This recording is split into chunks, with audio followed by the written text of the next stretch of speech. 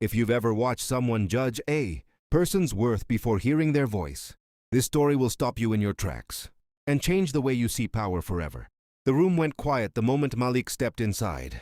Quiet in that sharp, slicing way that tells you you're not welcome. He'd been invited to present his community's proposal for restoring the old district, yet the panel of city officials, mostly older white men, barely looked up. One smirked. Another whispered, not softly enough. They sent him? Malik stood there holding years of research, blueprints, data, history, work he'd poured himself into, but the chair of the committee waved, a hand like brushing off dust. Make it quick, he said. We already know the district's beyond saving. Malik felt the disrespect hit like cold rain. They didn't know him. They didn't care to. They only saw what they assumed he couldn't be.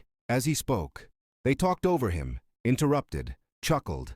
One of them even pulled out his phone, mid-sentence. Their arrogance filled the room thick enough to choke on. The bias wasn't hidden. It was performed, like they needed to prove they were still in control. But Malik kept going, voice steady, eyes sharp, because he knew something they didn't. When they finally sighed and said, "All right, that's enough," Malik placed one last folder on the table. "I thought you'd want to see this," he said. The room stilled.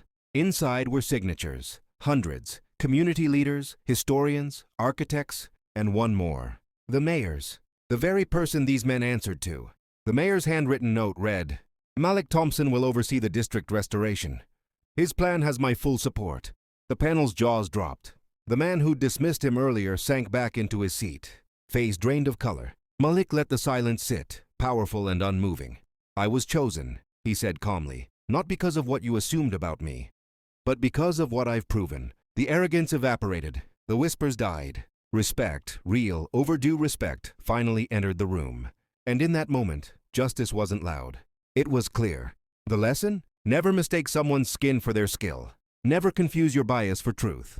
And never underestimate the strength of a person who's had to rise in a world built to push them down. If this story moved you, make sure you like, comment your thoughts, and subscribe for more powerful stories that speak truth, inspire reflection, and uplift our shared dignity.